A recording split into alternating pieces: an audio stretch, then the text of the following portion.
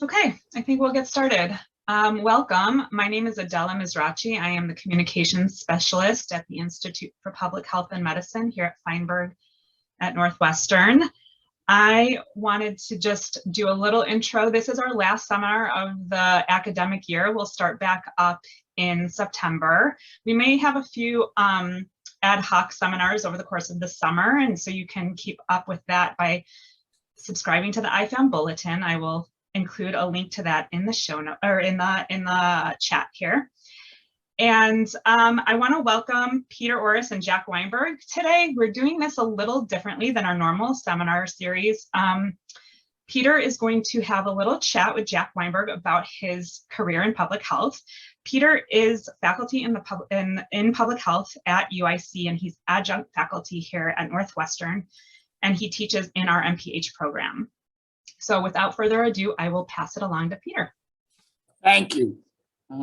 This is under the title of a series of interview seminars that we've been doing this year are framed in my mind as courses I wish I had in public health school, but never did. So, and thank you, Jack, for joining us today. It is getting harder and harder to introduce Jack, unfortunately. It used to be that one could start in the early 1960s and say the free speech movement at Berkeley in 1963. Unfortunately, in these days, I have to say, you know what the free speech movement was? You ever heard of that? So that is going to limit this. But this is, in general, a seminar series where we talk to public health people about their careers and why they made the decisions they made in their careers, and as an effort to identify careers that may be of interest to the graduate students in public health, both at Northwestern and UIC and other places. So that's the emphasis. Why did you decide to do what you did? Now, Jack is an unusual example of this because Jack is not a classic public health professional. Jack's emphasis has always been on the social and economic determinants of disease, which we give a lot of lip service to as the most important factors with respect to population health. But rarely do we, in our academic setting, highlight those individuals that are particularly working on those aspects rather than coming from the public health point of view and transitioning to those. So that is just the interaction today. And let me say the following. For those of you who don't know what the free speech movement was at Berkeley in 1963, it really was one of the few signal events that ushered in the 60s. 60s didn't start really in 61, started a bit later and got moving later. So, and this free speech movement in Berkeley in 1963 began with a rather large event that really resounded across the country with a classic picture of a station wagon, the University of California, Berkeley station wagon with a bright police emblem on the outside of it, and a gentleman sitting in the back, rather young, sitting in the back of the station wagon, the police standing around it, and 1,000 students sitting all around the station wagon and not letting them move. And that guy in the back of the police car was Jack Weinberg. And now I'm going to give you a few minutes to tell us how you got behind the police car, in the police car, and why, and how did that begin a career, as I say, working on the social determinants of disease. Okay, thanks, Peter. Am I on for some reason? You're good. I'm not seeing. Hold on a second. So, yeah, I was a student at the University of California at Berkeley in the late in 62, 63, 64, and I was a student in mathematics. And when I got to Berkeley, I had no background in any kind of activism or any kind of public service. I grew up in a relatively conservative family of Jewish immigrants from Poland. And Berkeley was really the first foray into the wider world. While I was a student, starting at the end of my undergraduate work, I got pulled into the civil rights movement. The civil rights movement in 62, 63 was gaining momentum, and I was convinced that it was an essential cause. And I threw myself into it. And by 1963, when I was already a graduate student in mathematics at Berkeley, I found that my activities in the civil rights movement and my studies as a math student came into conflict, and I chose civil rights over math, and I dropped out of school, and I've never really attended university or college since 1963.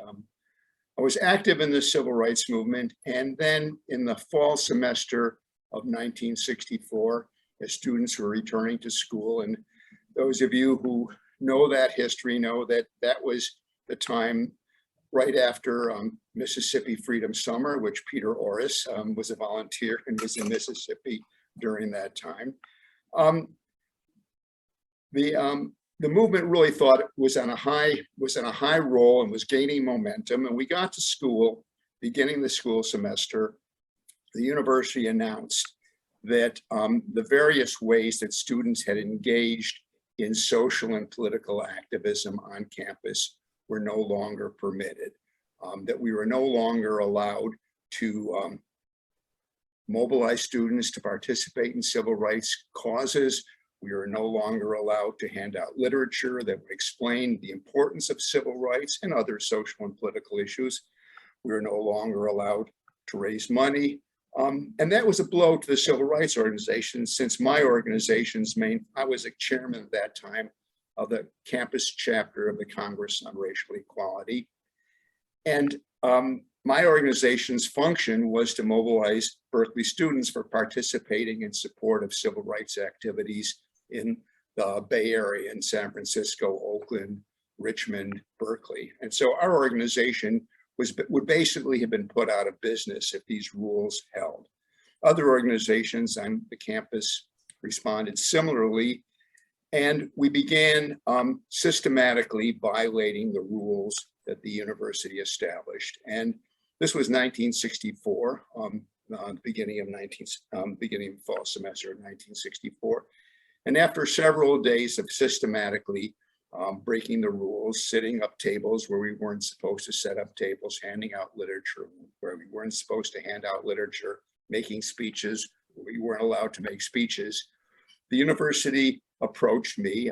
I was sitting at a table, Congress Racial Equality, right at the steps of Sproul Hall, the administration building, right in front of a large plaza, and told me that I was not allowed to be doing that. And I said, and I refused to stop. So they called a police car in. While they were calling the police car, I got up and made a speech about the university's rules and about why they were a violation of our rights as students, and why we had come to what we thought was an institute of enlightenment, and now it was responding to pressure that came from conservative Republicans in California to stop the students from attacking the business community. That's how they interpreted the civil rights movement. And so while I made this speech, a police car pulled up. The police arrested me. I went limp, as we did in those days. I was dragged to the police car. And by the time I got into it, it was surrounded by students.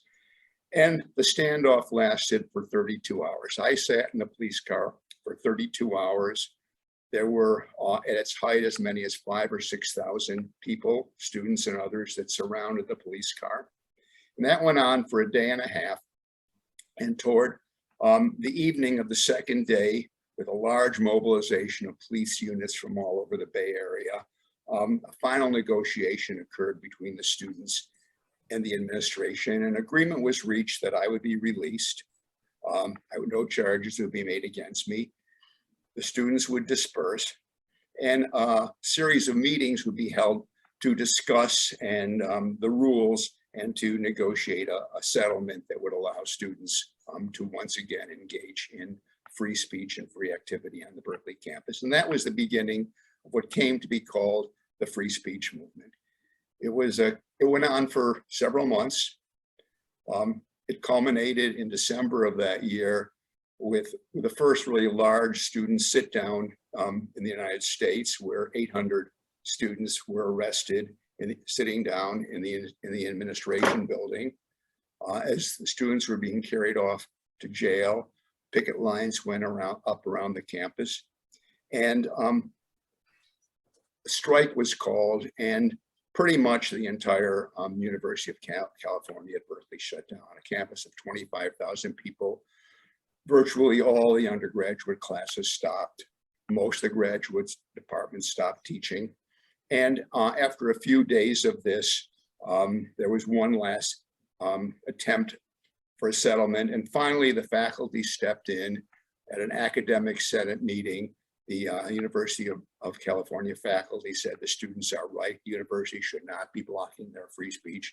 They supported all the demands we were making. The administration gave in, and free speech was won on the Berkeley campus. And the things that we won at Berkeley then were quickly replicated at university and colleges across the United States.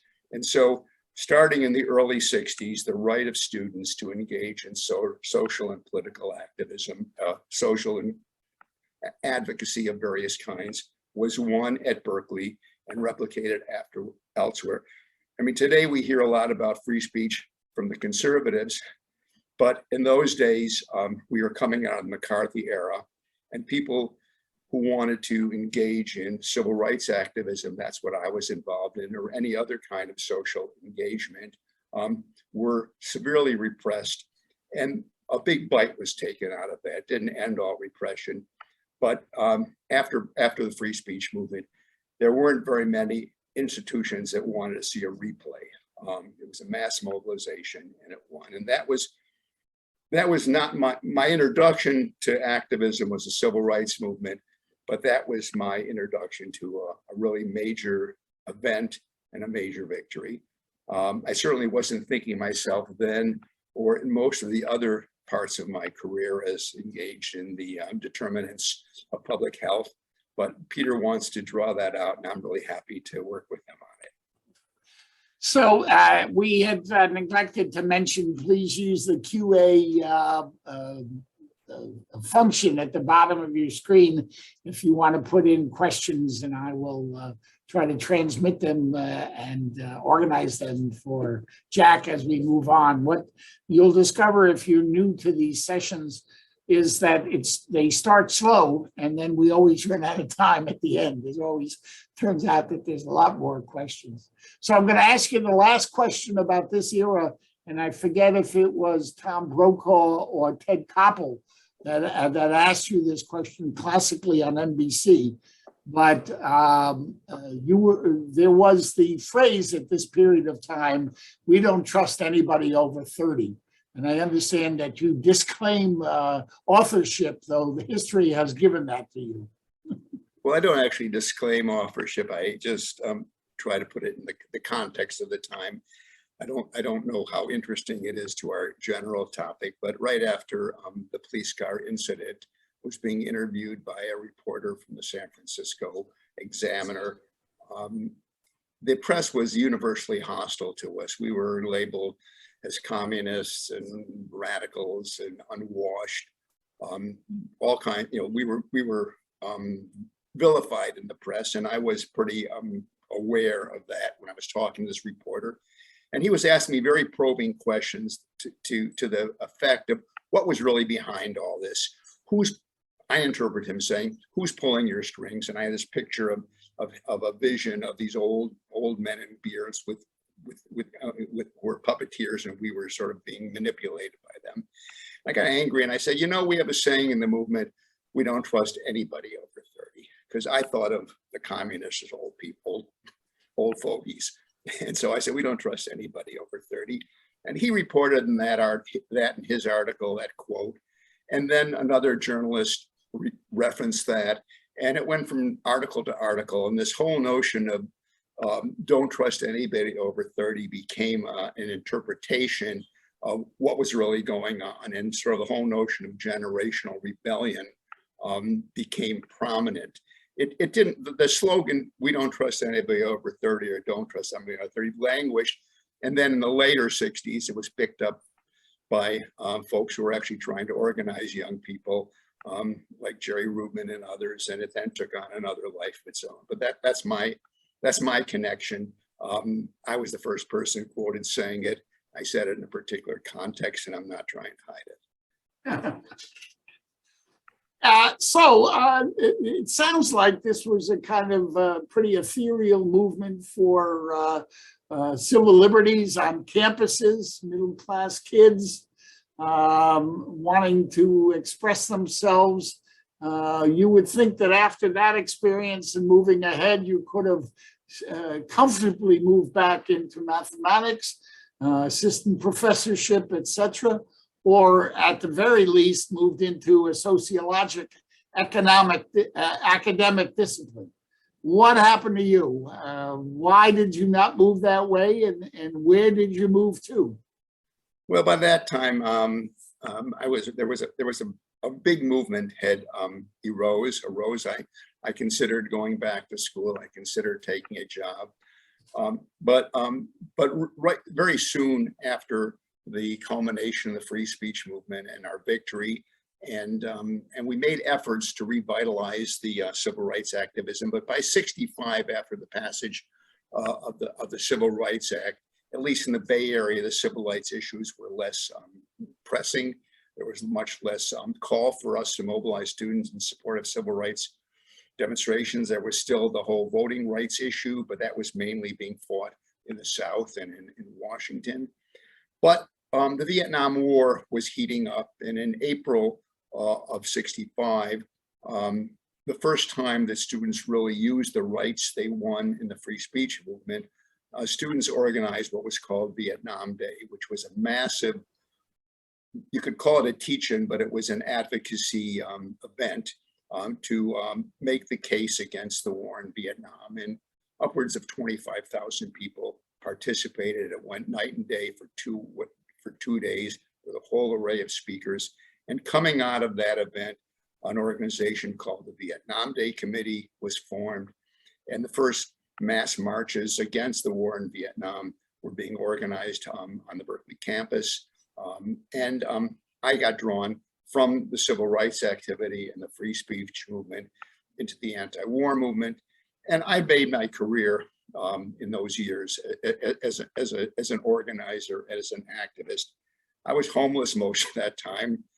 Lived off the generosity of the community. I would sleep on people's couches. I would have people take me out to eat. People supported me. I didn't have a formal job, but I made it. And I was an activist throughout the '60s, starting with civil rights, then the free speech movement, then organizing against the war in Vietnam. Toward the end of the '60s, I was the initiator of an effort when it looked like the 1968 presidential election was going to be Lyndon Johnson versus Richard Nixon. We organized a campaign that said we can do better than this, and we organized to get a third party on the California ballot. We got 100,000. We had to register people into the new party. It was called Peace and Freedom Party. We got 100,000 people registering across the state, registering Peace and Freedom. We created a new party. I was the first state chairman of the Peace and Freedom Party. In the context of that organizing, the Peace and Freedom Party made an alliance with the Black Panther Party, and that became really the event in which the Black Panther Party moved from being an Oakland-based group of only minor national significance to a national organization They participate in the Peace and Freedom Party. They participate in efforts to spread that to other parts of the country and organized Black Panther Party chapters in the course of doing that. And so out of all those activities, by 68, 69, there was a mass movement. I was a part of it. I had dedicated myself to it, but it was also a problem, which was after the 68 election, a wave of sort of, I would call a combination of demoralism and adventurism descended on the movement. Everything we've been fighting for years against the Vietnam War, we knew it was wrong. We knew it was immoral. But whatever we did, the war kept on. Nothing was stopping it. And many of the activists began in various ways, I would say, just going crazy. And I came to the conclusion by the end of the 60s that, you know, if Berkeley was a country, we'd make a revolution and that would be the end of it. But if Berkeley wasn't a country, and the majority of Americans didn't understand what we were doing, weren't supportive of what we were doing, and that if anything, we were being counterproductive. And so I left Berkeley. I moved initially to Los Angeles, and then, and I'll let you come in, Peter, but I'll make the transition that you can carry over there. And I and numerous other young people of my era decided that the failure that we had of stopping the Vietnam War, the failure we had of building broader support for the social and economic concerns that were driving us was our isolation. And we decided that many of us would take blue-collar jobs in heavy industry and try to work now to build a reform movement within the large unions with the idea that that economic prosperity of the 50s and 60s was going to come to an end, and that the unions would be called upon to defend workers, and that could be the next important social movement, and we want to be part of it. And so I took a job as an assembler in an auto plant in Los Angeles and moved from a student activist to a union activist. So in this day and age, when this is going to be a hard question, when people talk about organizing movements in this day and age, I find them speaking about, well, let me send this on Twitter or even Facebook or some of these other things. We'll put them up, or we'll have a TikTok, or we'll have a video of some sort. And pretty soon, if we say it right, thousands of people will click in. And there will be thousands of people that have seen this message, etc. You seem to be describing in these settings, when you talk about organizing, somewhat different approaches. And notwithstanding the technological differences, tell us what you mean by organizing. What does an organizer do? How does an organizer impact on these settings? And how does an organizer take what is not a popular issue and make it more popular and change the culture? And then we'll get into the more recent stuff. Those are certainly challenging questions. I didn't think of myself as an organizer per se. I thought of myself in those years more as an activist. And then in later years, as I became more aware of how this was described in other parts of the country, and in the UK, I think a better term was campaigner, which is, I think, the probably the best description of what I was. When I was still a graduate student, I still had a home. I still had a place I lived. I was proud that I had a mimeograph machine in my living room. I owned a mimeograph machine, and through much of my career until the 80s, owning a mimeograph machine was probably the sign of somebody who was an active campaigner, and that was the top technology that we had for getting out our messages. This was before internet, before computers, and all that sort of thing.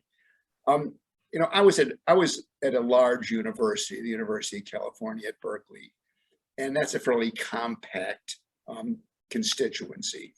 So being able to mobilize students to engage in activity was relatively easy to do, and holding meetings and putting out leaflets to have demonstrations. Or during the free speech movement, we put out a leaflet for several months. Every single day there was a new leaflet explaining what had happened the day before, and we could reach the whole student body by means. And that's one of the reasons why so much of the activists, not the only reason for sure, but one of the reasons, large university campuses are concentrated mass of young people who have a lot of energy and are not yet completely connected to all the things that prevent you from taking risk. And the other thing that was different then than now, and maybe one of the profound things, is higher education was essentially free. When I went to Berkeley, my parents weren't supporting me. I had a part-time job, and that covered all my expenses and my tuition. So you could go to school without building up a lot of debt.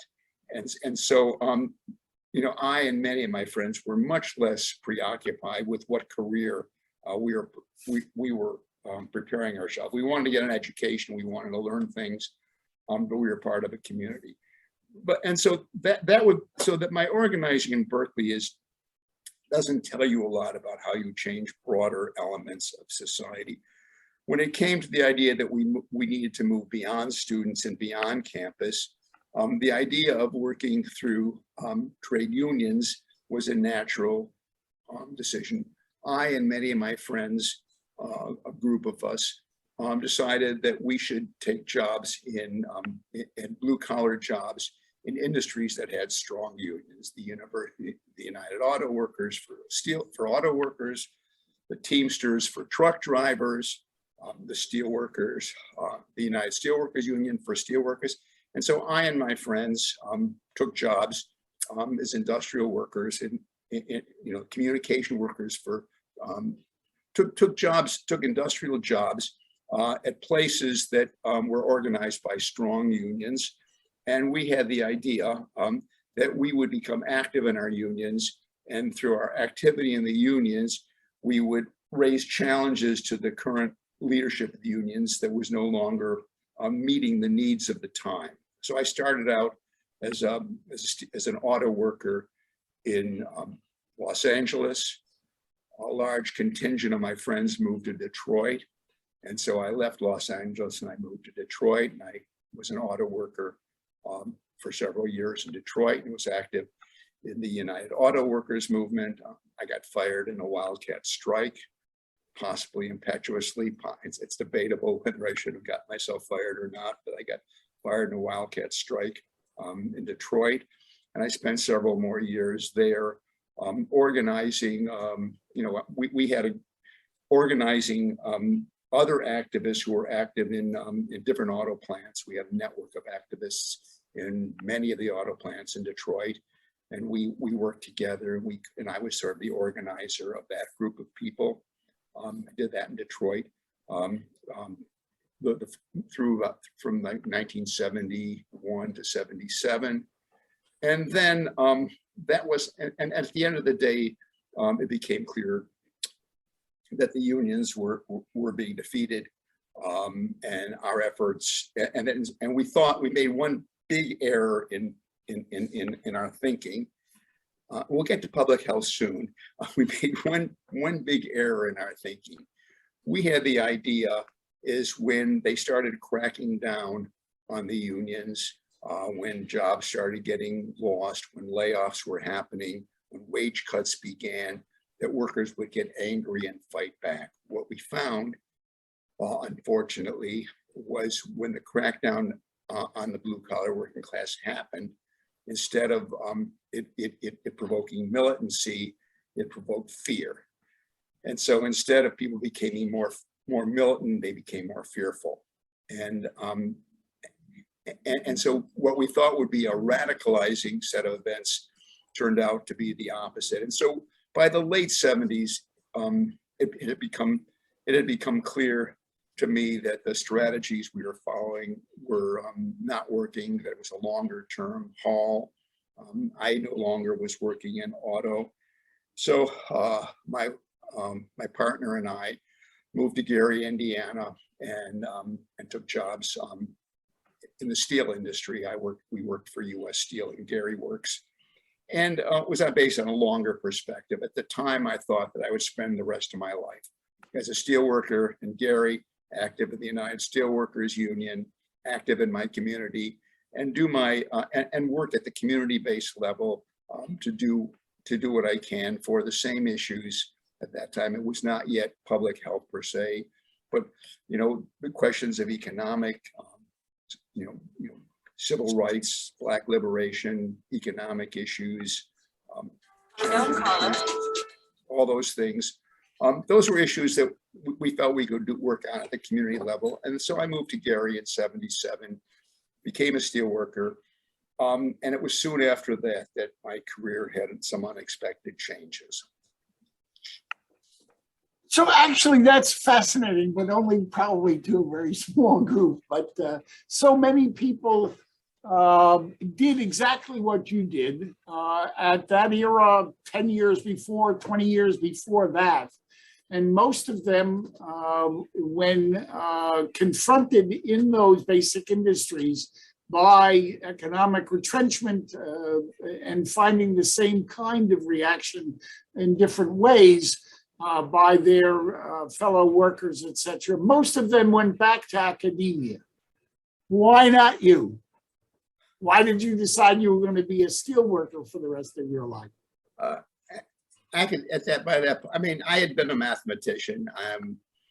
Mathematics didn't hold up. I think I became a mathematician because it was getting paid to solve high-level puzzles, and that just didn't have the meaning for me. And by the time I got a job as a steel worker, the pay was good, as good as I had ever made. We had a good community. There were a lot of young activist steel workers and other steel workers. We partied a little bit more than might have been medically appropriate, let's say. And those years there was also some progressive leadership within the union that backed us. And so it was a good life. I was quite content with the idea of being a steel worker, and I had no desire to become an academic. I felt more grounded in the world. Two things changed that. One thing in the short term, another thing in the long term. In the short term, soon after I moved to Gary and took a job in steel and was working in a steel mill, I learned that they were building a nuclear power plant a few miles from where I lived, right up the shore, on the shore of Lake Michigan, a few miles from where I lived. And some environmental activists had come to our area and had held a rally and explained some of the issues about nuclear power. And it's something I never thought of before. I had passed the birthday 1970 and sort of missed out on the environmental movement. But what they said made sense. And so I bought some books and I read up on nuclear power. And this was before 3 Mile Island and before Chernobyl. They were still promoting nuclear power as an inherently safe and cheap way to make electricity. And I started reading, and I realized, one, that the theoretical basis on which they determined or made the case that nuclear power was safe was either dishonest or an act of hubris. I read through how they made those determinations, and I won't bore you with it, but it was completely false analysis. That small things could go wrong in nuclear power plants. You could have upsets in nuclear power plants that would lead to significant release of radiation. As happened in 3 Mile Island, as happened in Chernobyl, as happened in Fukushima. But they said that was impossible, and they were clearly wrong, either lying or just being it could have been an act of hubris as much as an act of deceit. So that was one thing. Secondly, where that plant was located was in an area that were very few, was immediately adjacent to a steel mill that where 8,000 workers worked. It wasn't the one I worked in, but it was then the Bethlehem mill. If there was an incident at that plant, you couldn't get those workers out in any quick period. And if you did get those workers out, who would bank the mill? Who would bank the furnaces? You would have to abandon the mill and the furnaces. If you don't bank them properly, the steelmaking capacity would be destroyed. So there was a whole question of how you would evacuate if there was an incident. There was questions about what you do with the waste that's still not been solved. And finally, there was the question of the actual siting of the plant. They originally had a plan to build a nuclear power plant that would go down to the bedrock and be solid. Turned out that you couldn't go down to the bedrock, and so they changed their plan. They just wanted to sink some pilings into sand and call it a day. And so the issue of the foundation became, so all this, I became an organizer. We formed an anti-nuclear organization in Northwest Indiana. Struggle went on for 5 years.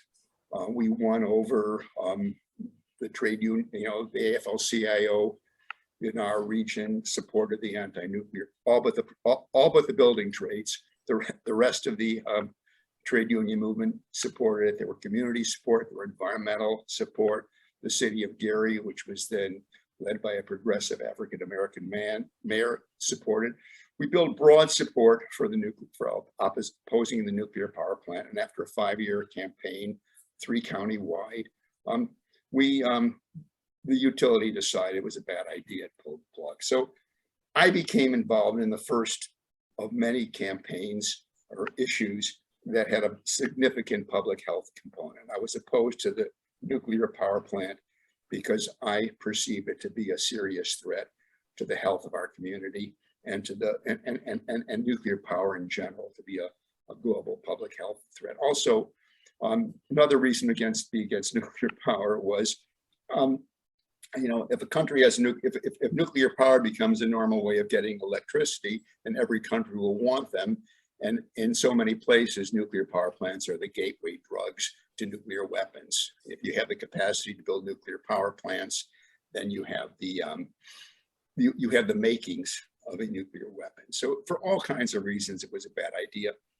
I became an activist, and then 2 things happened to me that more fundamentally changed my career. One was my thinking had changed. Up to that time, I had been more influenced by socialist and Marxist ideas. And I came to think, and largely through my contact with environmentalists, I became increasingly convinced that these were very, very good ideas for the late 19th and early 20th century, but they were now pretty thoroughly outdated and were as much an obstacle to further progress as much as they were a way of organizing further progress. So I moved away from that and became much more of an environmentalist. And really within the environmental movement, I became much more of an environmental health activist. And the rest of my career, with one brief exception, was really focused on issues of environmental health. The other thing that changed was by the mid 80s, there have been various changes in the steelmaking process, both the rationalization of with more competition. They had to root out a lot of the corruption in the management. They brought in some labor-saving equipment, and in Gary Works, the population of workers went from about 20,000 to about 7,000. And I lost my job. There wasn't enough jobs. Most people working in steel lost their jobs. So by the mid 80s, I was out of work. I was still living in Gary. I needed a job. I was interested in environmental issues. I was interested. I had developed sort of a global perspective, and I didn't have any way I didn't have any way to realize that. I just had to get a job. And so I took a job. And for the next 5 years, I worked, I basically, computers were just coming online in businesses. And I was what could, in retrospect, would be called a self-taught IT professional. I worked at a small electronic typesetting firm, and I managed a number of their information technology. I wrote programs. I did media conversions. I had an IT job, and I was miserable. It was the first time in my life that my work and my career was not was not part of some life strategy to advance some kind of cause. And so the late 80s, I was doing this, my wife and friends teased me and said, Jack was always saying, "Who am I?" I had an identity. I had an identity crisis. And then I had a stroke of extremely good luck.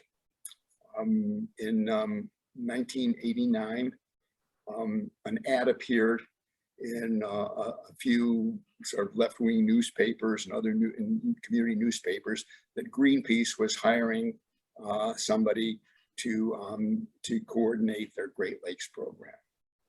And I saw some people called my attention to it, and I wasn't even going to apply because I said, whoever heard of a job like that coming from somebody off the street who didn't know anything about Greenpeace to speak of and had no connections, those jobs are always filled by insiders, and they just advertise because they need to advertise. And several people, my wife, several friends, they said, "Jack, if you don't apply for the job, we'll know that you're just a burned out liar, that you're saying you want to do things. That's your job. If you don't go for it, if you don't go for that job, then we're not going to, we don't believe anything you say." And so I decided I had to do everything I could to get that job. I did an application, I did interviews, I met people, I learned about Greenpeace, and I got it. So in 1990, I was hired by Greenpeace as the coordinator of a Great Lakes program. And that was the real beginning of what became, that was 1990. And from then till now, the rest of my career was really dedicated to a very specific aspect of environmental health. That program, that Greenpeace program, focused on the issue of what was in those days called persistent organic pollutants. Now they're called they were called in that context, in the Great Lakes context, they were called persistent toxic substances, but most of them are now what is called persistent organic pollutants. These were toxic chemicals that exist in the environment, bioaccumulate through the food chain, and cause health problems to people who eat fish, who are otherwise exposed to them from the environment, things like dioxin, PCBs, and others. And our program was addressing these. And I was organizing campaigners in the United States and Canada to call attention to these toxic pollutants and to build support for various efforts to control them. And interestingly, this coincided in time with the development of the whole concept of endocrine disrupting chemicals. A woman named Theo Colburn, who I'm not sure, I think her degree was in pharmacology, but worked for an environmental organization, had been doing research on the effects of these chemicals, and called together a working group that consists both of endocrinologists from the medical profession and wildlife biologists to explore the relationship between these chemicals and disruptions of the endocrine system, and the whole concept environment of endocrine system disrupting substances emerged during the time when I was campaigning on these issues in the Great Lakes. So there was a very there was a very intellectually stimulating environment.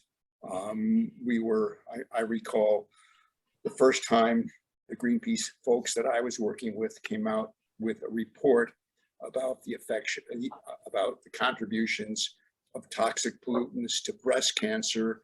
And when we produced that report, we had colleagues like Peter Orris, who's my interviewer, who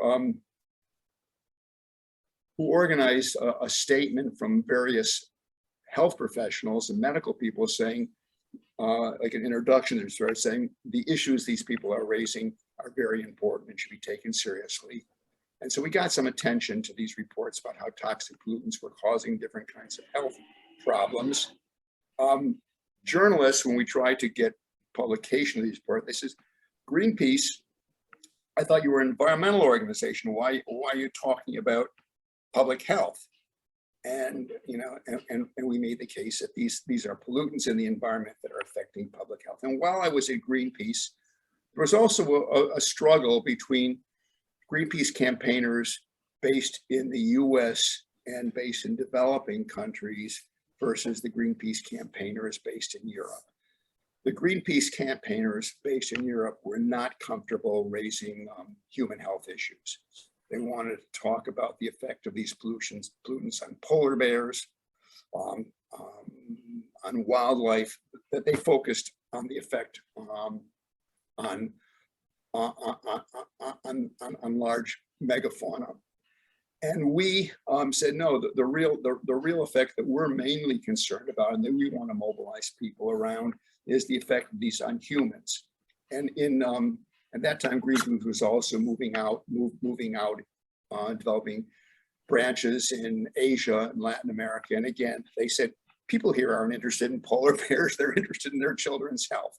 And so we had a big fight and eventually got the approval, and we were fighting on issues of toxic pollutants and people's health. And that became the issue. And I worked for Greenpeace. We're running out of time, so I'll try to get to the interesting part. I worked for Greenpeace for 10 years. Toward the end of that period, governments had begun discussing the possibility of negotiating a treaty to control persistent organic pollutants because of the fact that no country can control them by themselves. They travel in the environment and can cause harm, for example, in the Arctic, thousands of miles from their source. So there was a perception, led largely by Nordic countries, but others, that we needed a global treaty to control these persistent organic pollutants. No government could do it itself. I got the portfolio at Greenpeace to follow this event. The first actual meeting where this discussion of preparing for this negotiation was going to be, this treaty was being discussed, was in Canberra, Australia. I was going to go, but I didn't feel I knew enough to go by myself. So I convinced Peter Orris and a woman scientist named Pat Costner to come with me. And the three of us flew to Australia and we participated in that meeting. I became the a little hubris, but I became the civil society, the global civil society representative on the committee that was going to develop the terms of reference for that treaty. During that period, we developed the papers jointly. It was government people, me and one industry person. We worked as a team. We developed the framework document of what the treaty would be about. We sold it to governments. And during this process, and so in 1997, the United Nations Environmental Assembly passed a resolution calling for the negotiations of a global, to start negotiations on a global treaty to control persistent organic pollutants. And then now we're going fast. Following that, the negotiations weren't going to start for a year.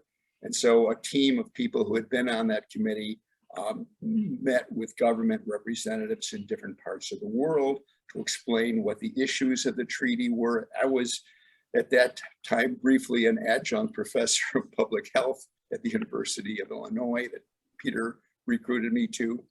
I participated in many of these meetings and to give a civil society perspective on a global treaty. And I had this problem, which was I'm saying what civil society perspective is. Who am I to say it? And who is Greenpeace to say it? So I started writing up my remarks and circulating them to interested people in various organizations and asked them, this is what I'm saying. What do you think of it? How should I change it? We began revising that with more input. And on the eve of the first negotiating session, to begin negotiating this treaty, these revised versions of my remarks became transformed into a platform, a civil society platform document, what we want the treaty to, what civil society wants this treaty to have. We held a meeting in Montreal right prior to the first negotiation. It was keynoted by the renowned environmentalist Barry Commoner. We raised enough money that we had civil society representatives from all regions of the world present. We adopted a platform. This document became a platform. We adopted this platform. It was called the Persistent Organic Pollutants Elimination Platform, POPS Elimination Platform, and we formed a network, the POPS Elimination, the International POPS Elimination Network, IPEN. And then throughout the negotiation, IPEN mobilized civil society representatives from around the world to participate in the negotiations, to press for a strong treaty. We got the treaty we wanted, and IPEN became a global civil society network that promotes, promotes activities at the international and country level to protect public health and the environment from toxic pollutants. And we started IPEN in 1998. It's now 2023. IPEN is a large network.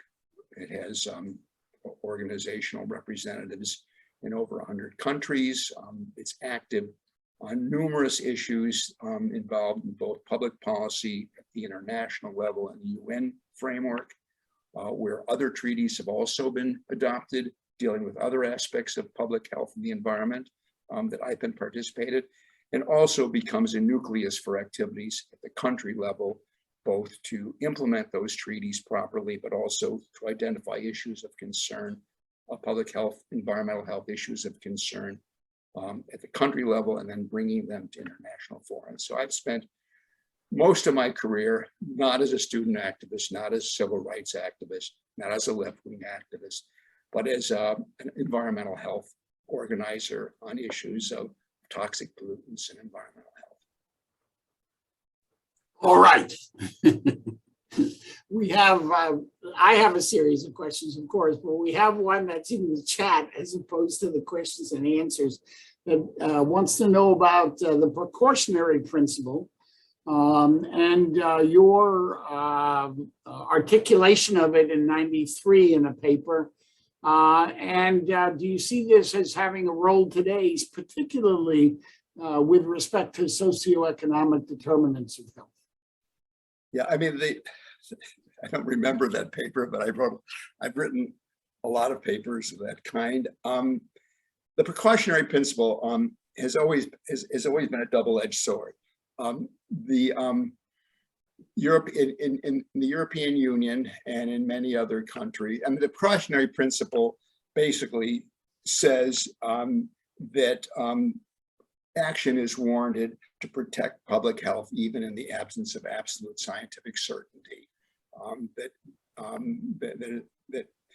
And that is a principle that was adopted at Rio at the World Summit, at the first Rio Summit on Sustainable Development.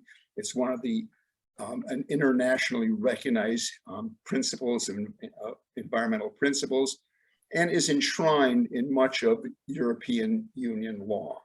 The United States and Canada, on the other hand, are always opposed to the application of. So in every international gathering where principles that the principles that underlie international policies are being debated, there's always a fight how to express or to express the precautionary principle as part of that. And sometimes the thing gets out of hand, and so it remains an important issue, but there is a lack of consensus about the principle, and it often becomes a challenge. It becomes a challenging issue to actually get it adopted.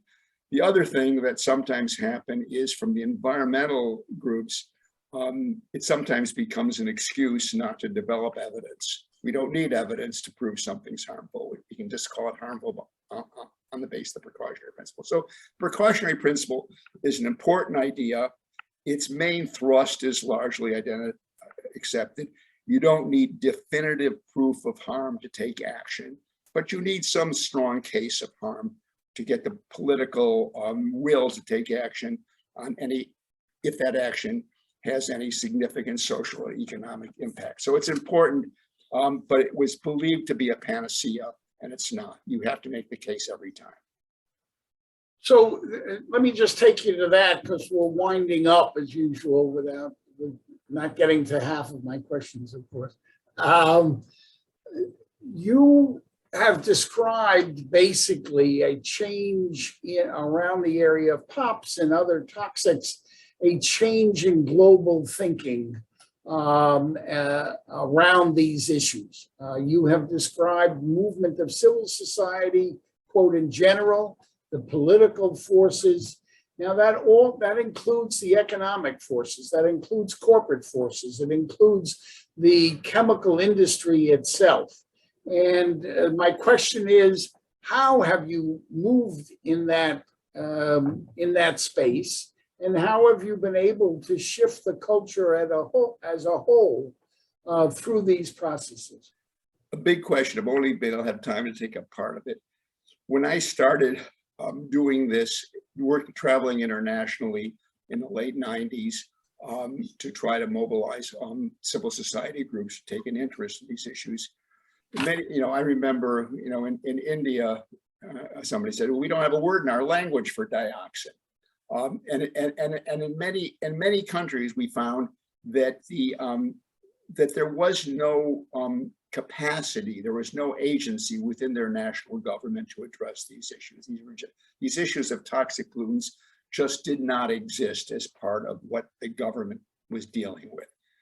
And one of the main things that's happened during the period that I've been involved, starting in the late 90s till now, is the issue of toxic pollutants is now an internationally recognized issue that every country has people in the environmental or in either the environment ministry or the health ministry or both who are dedicated to these issues. In some countries, it's only a few people and they don't have much authority.